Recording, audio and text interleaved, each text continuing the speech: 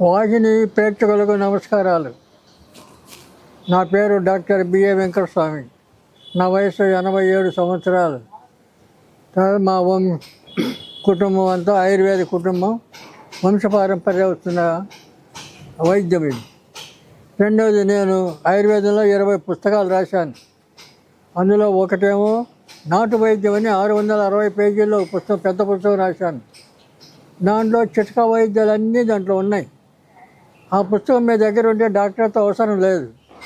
ఆ చిట్కాలో చదువుకొని మీరు మీ అంతటా మీరే స్వయంగా చేసుకోవడానికి అవకాశం ఉంటుంది. చాలామందికి నరాల బలహీనత. ఇప్పుడు జనరల్గా ఏమవుతుందంటే, పక్షవాతం అనే రోగం ఇప్పుడు కాదు, పాతకాలం నుంచి వస్తున్నాయి. పక్షవాతం అంటే అది దీర్ఘ రోగం, క్రానిక్ డిసీజ్ అంటారు. ఆ దీర్ఘ రోగానికి ట్రీట్మెంట్ కూడా కాస్త ఎక్కువ రోజులే తినాల్సి వస్తుంది. ఇప్పుడు పక్షవాతంలో ఈ నరాలన్నీ చచ్చుపడిపోతాయి. మరి ఏం పని చేయలేము, నడవలేము, కూర్చోలేము. ఇలాంటి పరిస్థితులు వస్తాయి. ఏ వయసులో ఉన్నవారికైనా ఆ పరిస్థితి వచ్చినప్పుడు భరించడం కష్టం. కనుక దానికి చిట్కా వైద్యం కాదు, కొన్ని మూలికలు ఉన్నా కూడా మీకు దానికి పర్మనెంట్ వైద్యం చేస్తాం మేము. దానికి మాత్రలు ఇస్తాం. తర్వాత కొన్ని కషాయాలు ఉన్నాయి, చెట్ల కషాయం, అది చేసిస్తాం. తర్వాత ఇవన్నీ మీరు వాడితే పక్షవాతం 6 నెలలు మినిమం, అంటే ఎంతకాలం అయింది వచ్చి, ఎన్ని సంవత్సరాల నుంచి బాధపడుతున్నారు ఇవన్నీ తెలియాలి కదా. అదంతా తెలిసిన తర్వాత దాన్ని బట్టి మేము 6 నెలలు, తర్వాత ఏడాది తినాల్సి వస్తుంది. ఇప్పుడు కొంతమంది 10 ఏళ్ళు, 15 ఏళ్ళు, 20 ఏళ్ళ నుంచి ఉంటుంది పక్షవాతం. ఈ గోళీలు మింగి వాళ్ళకి ఇంకా ఎక్కువ అవుతుంది, కానీ తక్కువ కాదు. అలాంటి వాళ్ళకు కాస్త లేట్ అవుతుంది టైం, కానీ రూట్స్తో సహా కంప్లీట్గా నయం చేస్తుంది ఆయుర్వేదం. దానికి మేము రసాయనం, సిద్ధ వైద్యం అంటారు. ఈ రసాయనాలతో చేసే వైద్యం అంతా ధాతువులు కలిస్తాయి, దాంతో వైద్యం చేస్తాం. ఆ రసాయనాలతో మాత్రలు చేస్తాం. మాత్రలు పొద్దున సాయంత్రం వాడాలి. దానికి కూడా పథ్యం ఉండాలి. పథ్యం అంటే మధుమాంసాలు పనికిరావు. తర్వాత కాయగూరలు, ఆకుకూరలు, ఇవి పప్పు దినుసులు ఇలాంటివన్నీ తినచ్చు. కాబట్టి ఆ పక్షవాతం ఏది కూడా మనకి సాధ్యం కాదు అనే క్వశ్చనే లేదు ఆయుర్వేదంలో. ఏ రోగమైనా కూడా నయం అవుతుంది.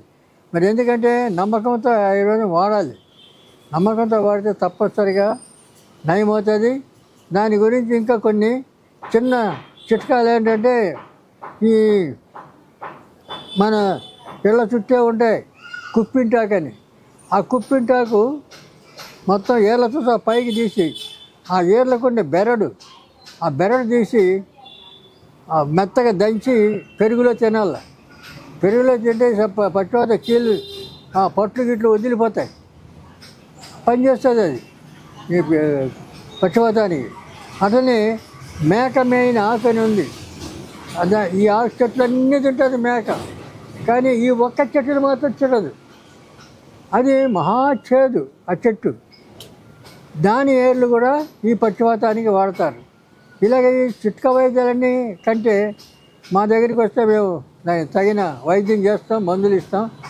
మీరు ఆ మందులు వాడి పథ్యం ఉండి నమ్మకంగా అది తింటే తప్పనిసరిగా మీకు నయం, పక్షవాతం నయం అవుతుంది. తర్వాత బాధపడాల్సిన అవసరం ఉండదు. చిట్టి కరక్కాయ, చిన్న కరక్కాయలు, చిట్టి కరక్కాయ అంటే చిన్న కరక్కాయలు. ఈ కరక్కాయ ఏ పని చేస్తుంది అదే పని చేస్తుంది. ఆ కరక్కాయ దాన్ని తేనెతో వాడచ్చు, చక్కెరతో వాడచ్చు, పాలతో వాడచ్చు. ఇట్లా ఎన్నో రకాలు ఉన్నాయి. ఏది కరక్కాయని ఆ స్థానంలో దీన్ని కూడా ఆ రకంగా వాడుకోవడానికి అవకాశం ఉంది. రెండవది, ఆ కరక్కాయ వల్ల ఆయుష్ పెరుగుతుంది. తర్వాత మంచి బలం, జ్ఞాపశక్తి, ఇటువంటివన్నీ కలుగుతాయి. ఏది కరక్కాయని ఎక్కువ రోజులు వాడడం వల్ల, తేనె కానీ ఇది కానీ పొడి చేసుకొని. తర్వాత ఫ్రీ మోషన్ ఉంటుంది. తర్వాత మనిషికి శ్లేష్మము, దగ్గు ఇలాంటివి రావు, దమ్ము ఇలాంటివి రావు. ఇవన్నీ అరికడుతుంది. కాబట్టి ఎన్నో రకాలుగా పనికొచ్చేది ఇది చిట్టి కరక్కాయ. కరక్కాయ పెద్దది ఉంటుంది, ఇదేమో చిన్న కరక్కాయ. ఇప్పుడు కలబందతో చాలా ఐటమ్స్ చేస్తున్నారు చాలామంది. క్రీమ్ చేస్తున్నారు, లేహ్యం చేస్తున్నారు, ఇవన్నీ ఏమేమో చేస్తున్నారు. కానీ కలకండను, కలబంద దాని లోపల గుజ్జు తీయాలి. లోపల గుజ్జును తీసి బాగా కడగాలి. కడిగి దాంట్లో పటిక బెల్లం వేసి తింటారు చాలామంది. తింటే మనిషికి ఉన్న వేడి తగ్గిస్తుంది. ఈ ఇంద్రియం పోతుంది, మూత్రంలో ఇంద్రియం పోతుంది. టీనేజ్ మగవాళ్ళకి కాదు. తర్వాత వైట్ డిశ్చార్జ్ అవుతుంటుంది ఆడపిల్లలకి, అది. ఇవన్నీ నయమవుతాయి. అంటే ఇన్ఫెక్షన్. అదే లోపల గుజ్జు తీయాలి, తీసి శుభ్రం కడిగేయాలి దాన్ని నీళ్ళతోటి. కడిగి దాంట్లో ఈ మిశ్రి కలకండ అంటే పటిక బెల్లం, ఆ పొడి దాంట్లో కలుపుకోవాలి. కలుపుకొని తినాల, అంతే. దాన్ని ఏమి వంట గింట చేసేది ఏమి లేదు. ఇవన్నీ చేస్తుంది కలబంద. తర్వాత వెంట్రుకలకు రాసుకుంటే, నెత్తికి రాసుకుంటే వెంట్రుకలకు బలం. ముఖానికి రాసుకుంటే శరీరంలో ఇక్కడున్న మచ్చలు గిచ్చలు పోతాయి. ఇవన్నీ చాలా చిన్న విషయాలు తెలుసుకుంటే.